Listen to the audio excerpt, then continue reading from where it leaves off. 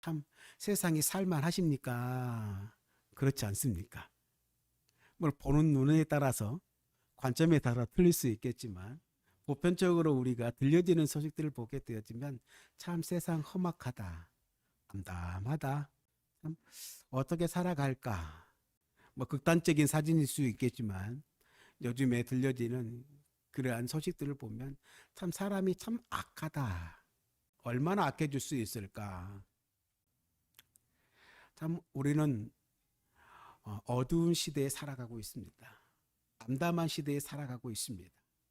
그러나 오늘 우리에게 희망이 되어주는 것은 우리에게 하나님의 나라가 있기 때문이죠. 그리고 오늘 우리를 위하시는 예수 그리스도, 온전한 예수 그리스도의 그 사랑이 오늘 우리를 살아가게 하십니다. 성경에 보게 되어지면 가장 어두운 시대를 하나 꼽으라고 하면 어느 때를 꼽을 수 있을까? 어느 때가 가장 어두운 시대일까요? 사랑이 그렇게 풍성하신 하나님께서 전 지구적으로 심판을 감행해야 할 정도로 악한 시대가 있었습니다. 그 시대가 얼마나 칠흑 같았으면 가늠하기도 힘든 그러한 시대였을 것입니다. 그때가 바로 노아의 시대였다 이렇게 이야기를 합니다. 오늘 본문에 하나님께서 인간을 지으신 것을 한탄하셨다 이렇게 이야기를 합니다. 그렇게 기록되어 있는데 이것을 단순히 하나님의 실수나 후회로 봐서는 안 되어지고 안타까움으로 봐야 되는 것입니다. 한탄이라고 하는 히브리어를 영어 성경으로 번역해 놓은 거 보니까 to be sorry라고 적혀져 있더라고요. 그 말은 유감스럽다, 마음이 불편하다라는 그런 뜻으로 이해할 수가 있겠죠. 그리고 마음에 근심하셨다라고 해서의 그 근심은 마음에 난 상처를 의미하는 hurt, pain이라고 하는 단어를 사용하고 있습니다. 따라서 이를 조금 더 일반적인 어떤 우리가 알아들을 수 있는 말로 의역을 해보자고 한다면 하나님께서 자기가 만드신 인간들이 행하는 악을 보시면서 마음이 불편함을 넘어서 마음에 큰 상처를 입으셨다라는 뜻으로 해석할 수 있다고 합니다. 하나님께서 인간을 보실 때 왜 마음에 큰 상처를 입으시고 마음이 그토록 불편해 하셨을까? 어떻게 보면 살다 보면 사람이 실수하거나 죄를 지을 수도 있습니다. 물론 맞습니다. 그것 때문에 하나님께서는 마음에 불편함을 느끼실 수 있었을 것입니다. 근데 하지만 저와 여러분들이 사람으로 살아가면서 인간으로 살아가면서 누구나 실수를 할 수 있고 연약하면 우리가 죄를 지을 수도 있다라고 하는 생각이 들어갑니다. 그래서 단지 우리가 실수하거나 연약해서 죄를 짓는다고 하나님이 우리를 지으신 것을 후회하시지는 않을 거라는 이야기죠. 마음은 아닌데 몸이 안 따라서죠. 사람이 죄를 지을 수도 있고요. 실수할 수도 있고 잠시 잠깐 유혹에 넘어가서 범죄를 저지를 수도 있습니다. 이런 것 때문에 하나님이 후회하시거나 마음에 상처가 생기는 것은 아니라고 생각합니다. 그런데 만약 그 죄를 짓는 것이 그 악을 행하는 것이 그것이 의도적이라고 한다고 한다면 말은 달라지겠죠. 그렇지 않겠습니까? 누군가 여러분에게 실수로 큰 잘못을 할 수는 있습니다.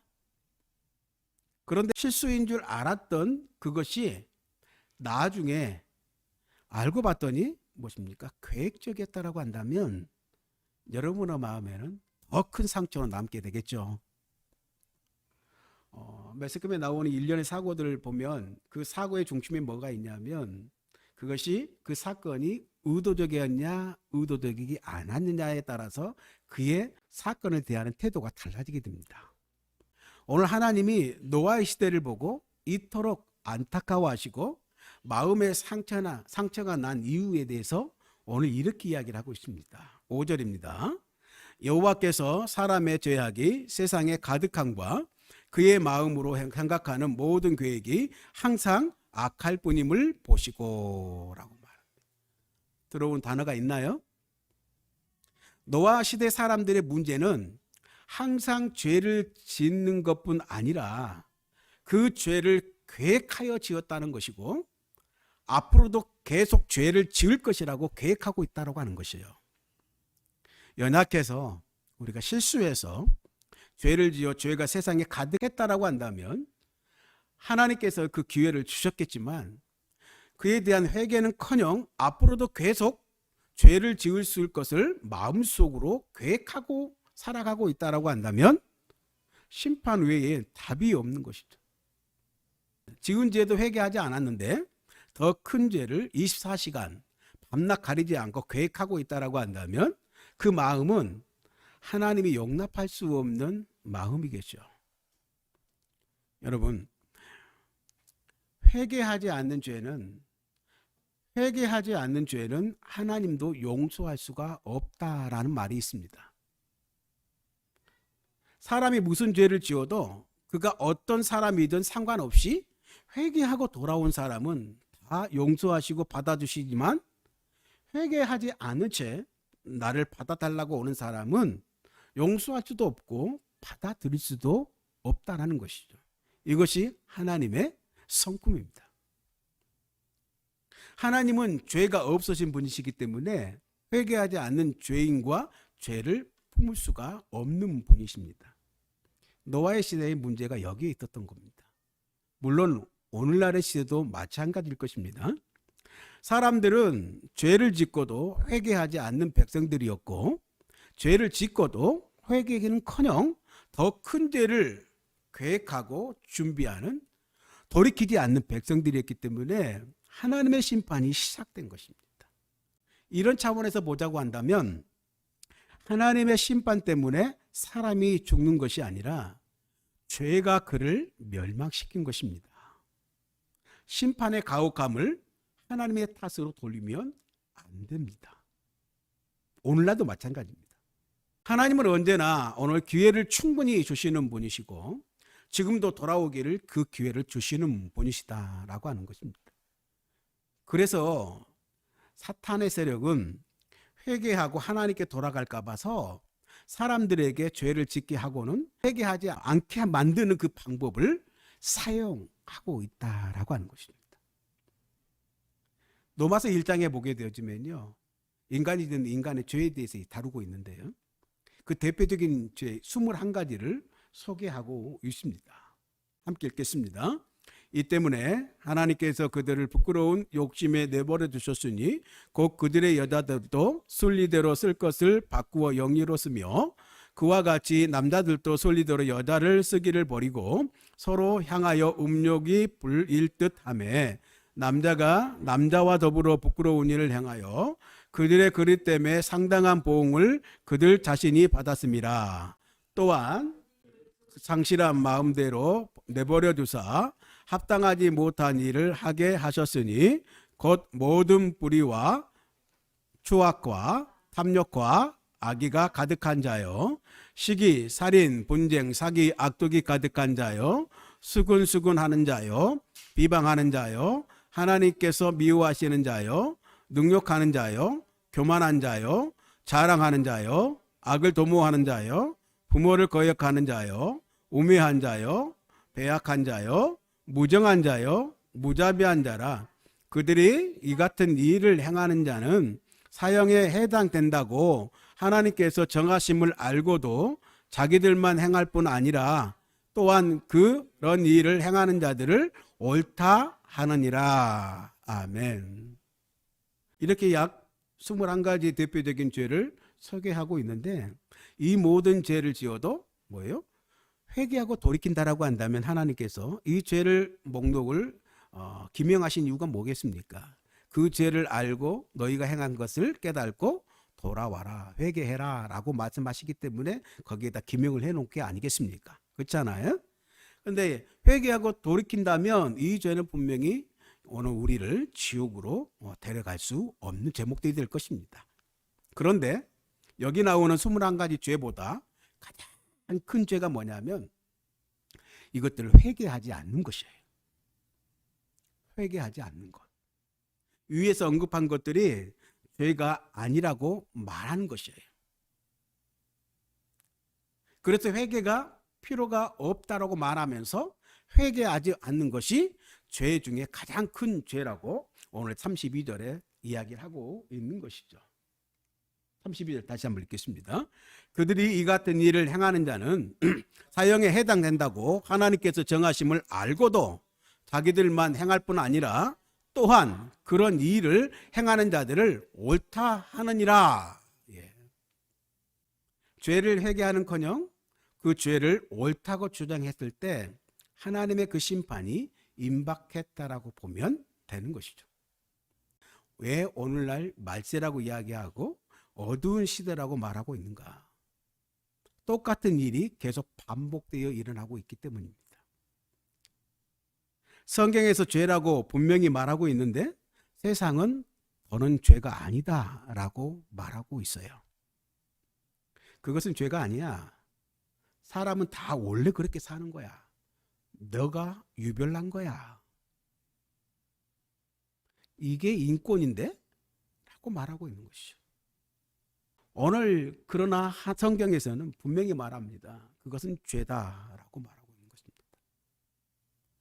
성경에서 죄라고 말하는 것은 아무렇지도 않게 짓는 사람들, 그리고 짓고 살아가는 사람들은 인간이 연약해서 그렇다고 할 수 있습니다. 그런데 더 큰 문제는 뭐냐면 그런 죄를 짓고도 회개는커녕 죄가 아니라고 말해주는 것이 가장 위험한 것이라고 말하고 있는 것입니다. 그래서 그런 것을 보게 될 때 그것은 하나님이 오실 때 죄야 라고 말해줄 수 있어야 된다고 하는 것이죠. 오늘 로마서 말씀처럼 자기들만 행할 뿐 아니라 또한 그런 일을 행하는 자들을 옳다고 말하는 시대. 오늘 우리는 그런 시대를 살아가고 있어요. 사탄이 회개하지 않아도 되도록 세상을 만들고 있다라고 하는 것입니다. 그건 회개거리가 아니야 라고 말하고 있는 것이죠. 회개하면 하나님께서 얼마든지 용서하실 것을 알고 있기 때문에 하나님께 돌아갈 수 없도록, 하나님 앞에 돌이킬 수 없도록 죄를 짓고도 회개하지 않게 만드는 것이 사탄의 전략인 것입니다. 노아 시대가 그랬어요. 오늘날도 시대도 마찬가지입니다. 바울의 시대도 마찬가지입니다. 죄를 짓고도 회개하지 않는 것은 당연하고, 오늘 말씀에 보니까 그날 밤 침상에 누워서 내일은 또 어떤 죄를 지을까 모의하는, 생각하는 사람들, 죄를 짓고 죄를 계획하고 죄를 또 실천하는 사람들로 가득했다라고 하는 거예요. 어느 시대예요? 노아 시대 때. 다시 말해서 죄를 의도적으로 짓는 사람들이 천지에 깔려 있다라고 말하고, 하나님은 중심을 보시는 하나님이시죠.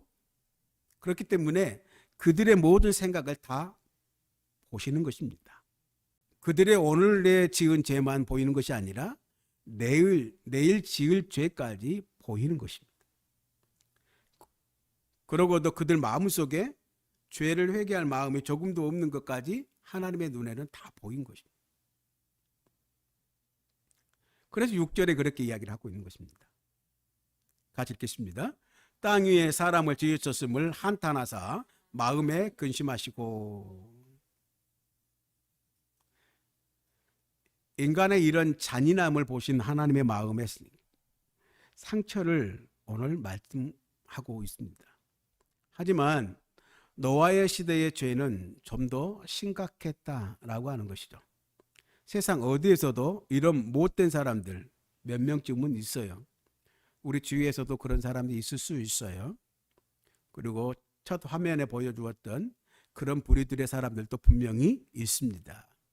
그런데 노아 시대의 문제는 뭐냐면 몇 명쯤이 아니라 모든 사람이 그랬다라고 하는 것에 문제가 있는 것입니다.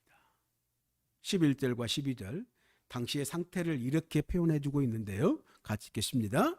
그때의 온 땅이 하나님 앞에 부패하여 포악함이 땅에 가득한지라. 하나님이 보신즉 땅이 부패하였으니 이는 땅에서 모든 혈육 있는 자의 행위가 부패함이었더라. 아멘. 그야말로 하나님의 눈에 이 노아의 시대는 온 세상이 어두운 밤이었던 것이죠. 칠흑 같은. 세상 어디에도 죄가 없는 곳이 없었으니 하나님의 심판이 아마 불가피했을 것입니다. 소돔과 고모라 때는요, 한 도시가 죄를 지었지만 노아의 때는 온 세상이 죄를 지었다라고 이렇게 말씀하고 있습니다. 죄가 세상에 가득했기 때문에 세상 전체를 물로 심판할 수밖에 없었다라고 하는 것이죠. 노아 시대는 그야말로 아무런 소망이 보이지 않는 시대였고 내일도 소망이 없는 시대였다라고 하는 것을 말씀하고 있는 것입니다. 그런데 한편으로 이러한 칠흑 같은 밤이 깊으면 더욱 밝게 빛나는 것 하나가 있습니다. 그게 무엇입니까? 별이죠. 이런 칠흑같이 어두운 시대에 별처럼 빛나는 한 사람이 등장하게 됩니다. 그 사람이 누구입니까? 오늘 말씀의 주인공인 노아입니다. 같이 읽겠습니다. 그러나 노아는 여호와께 은혜를 입었더라. 할렐루야. 그러나 노아는 여호와께 은혜를 입었더라. 우리가 은혜를 여러 가지로 정의할 수 있습니다. 그러나 오늘 본문 가운데 살펴볼 때 은혜라고 하는 것이 이런 것이 아닐까. 어두운 밤에 떠 있는 별과 같은 것. 아무리 세상이 어두워도 그 중에 은혜를 입은 사람이 있어요. 아무리 세상이 심판 아래 놓여서도 살아나는 사람이 분명히 있다는 것이죠. 바로 이런 사람을 은혜를 입은 사람이라 이렇게 표현할 수 있는 것입니다. 저는 사랑하는 모든 성도님들의 가정이 또한 여러분 한 분 한 분들이 다 그런 사람 되어지길 간절히 소원합니다. 오늘 찬양의 가사처럼 주님이 찾으시는 그 한 사람, 그 예배자, 내가 그 사람 되기를 간절히 주께 예배하네. 오늘 그 한 사람의 예배자가 되어지길 주님의 이름으로 축복합니다. 노아는 이런 칠흑같이 어두운 세상에 홀로 반짝반짝 빛나는 별 같은 한 사람이었습니다. 은혜를 입었기 때문이죠. 성경에 나오는 가장 귀한 구절이 8절이 아닐까 생각되어지는데, 그러나 노아는 여호와께 은혜를 입었더라. 이 구절에 은혜라고 하는 단어가 참 중요합니다. 근데 이 은혜라고 하는 단어만큼 귀한 단어 한 가지가 더 있습니다. 무엇입니까? 그러나라고 하는 단어입니다. 따라서 할까요? 그러나. 다시 한번 그러나. 세상이 아무리 어두워 심판을 받을지라도 그러나 아무개는 하나님께 은혜를 입었더라. 할렐루야. 당신의 이름들을 불러볼까요? 같이 읽겠습니다. 세상이 아무리 어두워 심판을 받을지라도 그러나 박강복은 하나님께 은혜를 입었더라. 할렐루야. 그러나는요, 잘 아시겠지만 모든 사건을 뒤집는 반전의 단어예요. 반전의 단어. 내 삶에 아무 소망이 없을지라도 그러나 주님께서 은혜를 주시더라. 내 눈앞에 아무것도 보이지 않는 그 상태에서 그러나 주님께서는 갈 길을 인도하시더라.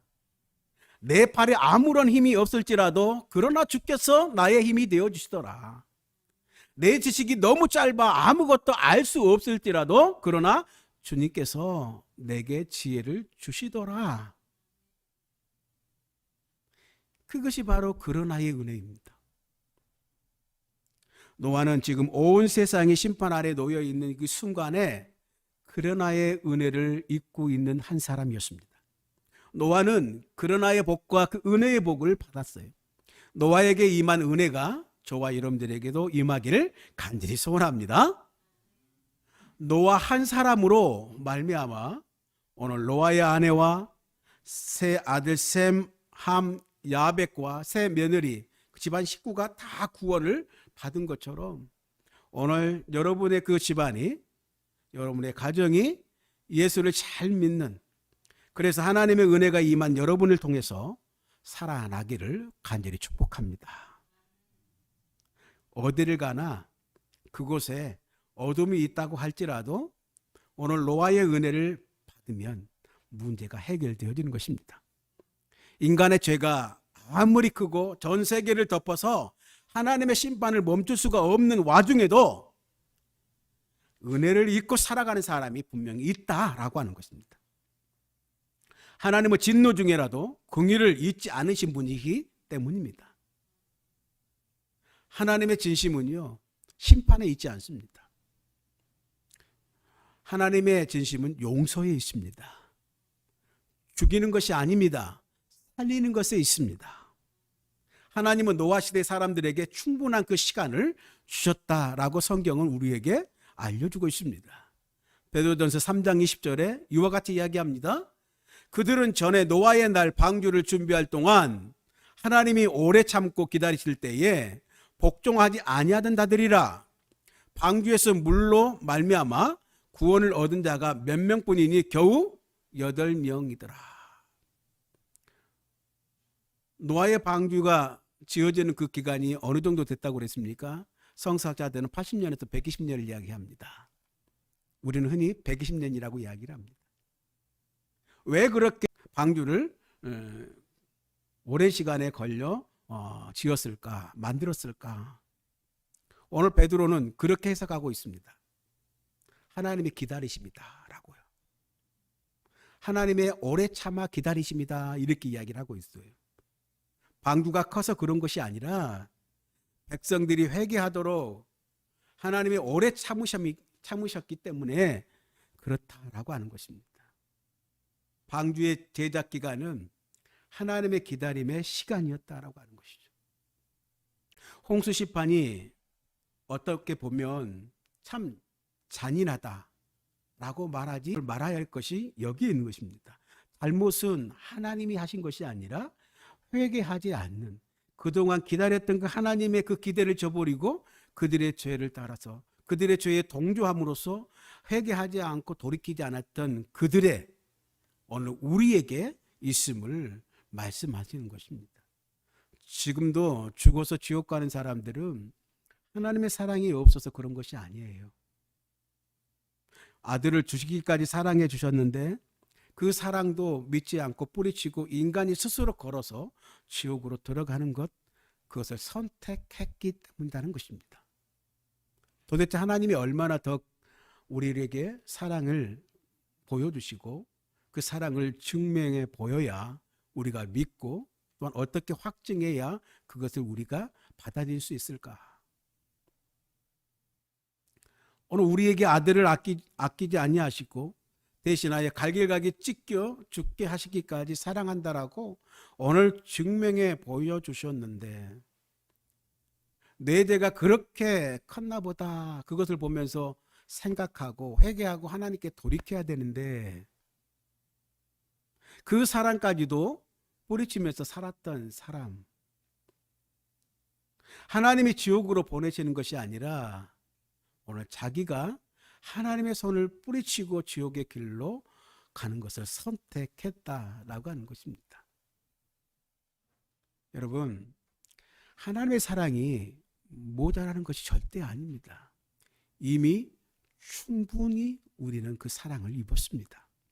하나님만 사랑하신 것이 아니라 오늘 우리 살리시기 위하여 일방적으로 보냄을 받은 아들 되신 예수 그리스도, 똑같은 마음으로 우리를 위해 자신을 내어 주신 그 사랑이 십자가의 사랑인 것 아시지 않습니까? 십자가 위에서 고통 가운데 우리를 대신해 죽으면서까지도 마지막에 팔을 벌리시고 뭐라고 말씀하셨을 것 같습니까? 내가 이만큼 사랑한다 라고 돌아가신 것이 아니겠습니까? 하나님의 사랑은 찬송의 가사처럼 청량할 수가 없습니다.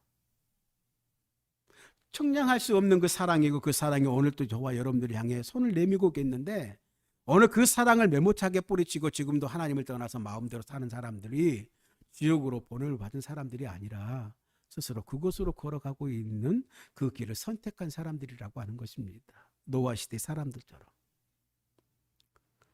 그래서 하나님을 오해하지 마시길 원합니다. 그분은 여러분에게 사랑을 줄 만큼 충분히 주셨습니다.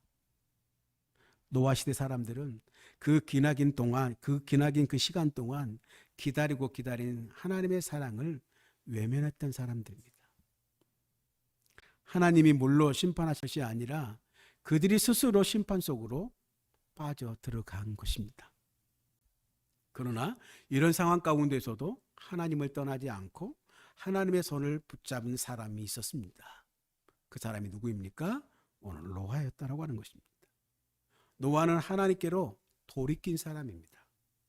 모두가 하나님을 떠난 세상에서 하나님 없이는 살 수 없어요 라고 그 하나님을 선택한 사람, 9절에 그렇게 이야기를 하고 있죠. 함께 읽겠습니다. 노아는 의인이요 당대의 완전한 자라 그는 하나님과 동행하였으며 라고 말합니다. 모두가 하나님을 떠날 때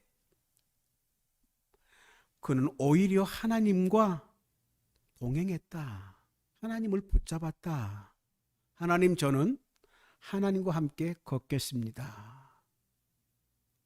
이 구절을 읽어보면 노아가 의인이고 완전한 자여서 하나님과 동행하였다라고 이렇게 우리가 읽을 수 있지만 반대로 봐도 참 은혜가 듭니다. 그가 하나님과 동행했기 때문에 의인이 되었고 완전한 자로 살 수 있었다라고 이렇게 읽힐 수가 있는 것입니다. 저는 후자의 해석을 택합니다. 하나님과 동행했기 때문에 의인이었고 완전한 자라고 인정받을 수 있었다라고 하는 것입니다. 하나님과 동행하는 수 있는 시대가 아니었다라고 하는 것이죠. 그런 시대에 하나님을 선택하고 그 120년 동안 이해되지 않는 그 말씀에 순종하며 살아갔던 오늘 노아. 그런 자였기 때문에 하나님께서는 당대의 의인이요 완전한 자라 이렇게 인정해 주고 있는 것인지 모르겠습니다. 하나님과 동역보다 더 중요한 것이 뭐냐면 동행하는 것입니다. 오늘날도 마찬가지입니다. 하나님의 일을 하는 것보다 그 하나님과 함께 동행하는 것이 더 중요한 것입니다. 할렐루야. 오늘 노아는 그런 삶을 살았다고 하는 것이죠. 그래서 노아가 받은 은혜는 그러나의 은혜는 그 속에는 동행의 은혜가 있었다고 하는 것이죠. 그의 의로움과 완전함도 자기의 노력에서 이루어낸 것이 아니라 하나님을 떠나지 않고 동행했을 때 주어지는 선물이었고 은혜였다라고 하는 것이죠. 노아는 하나님과 동행한 사람이었습니다. 여러분 평생 주님을 떠나지 아니하고 하나님을 잘 믿으시고 믿음의 길을 함께 동행하는 저와 여러분들에게 간절히 바랍니다. 노아의 시대, 오늘의 시대 비교해봐도 어느 것 하나 뒤지지 않는 그런 시대를 우리는 살아가고 있습니다. 그런 시대 세상 한가운데 살아가는 저와 여러분들에게 오늘 하나님께서는 뭐라고 말합니까? 이 시대를 살아갈 때 이겨낼 수 있는 것은 나와 동행하는 것뿐이야 라고 말하고 있는 거죠. 하나님과의 동행, 주님과의 동행이 오늘 그것을 이겨낼 수 있는 그 심판에서 벗어날 수 있는 가장 확실한 길이야 라고 말해주고 있습니다. 말씀 마치겠습니다. 사랑하는 오늘 한우리 공동 식구들, 오늘 칠흑 같은 이 어두운 시대에 밝게 빛나는 하나의 별이 되어지길 간절히 소원합니다. 노아의 별처럼 하나님과 동행함으로 오늘 그러므로 그러나의 은혜를 입는 믿음의 성도들 다 되어주시길 축복합니다. 여러분에게 오늘 하나님은 우리를 한 번도 떠나신 적이 없으십니다. 우리가 그분을 손을 놓아버렸기 때문에 우리가 그분을 잊고 산 것입니다.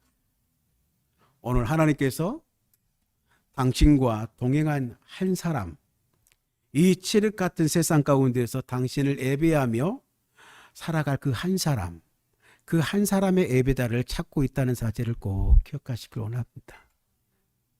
하나님께서 찾으시는 그 한 사람이 저와 여러분 꼭 되어지길 주님의 이름으로 축복합니다.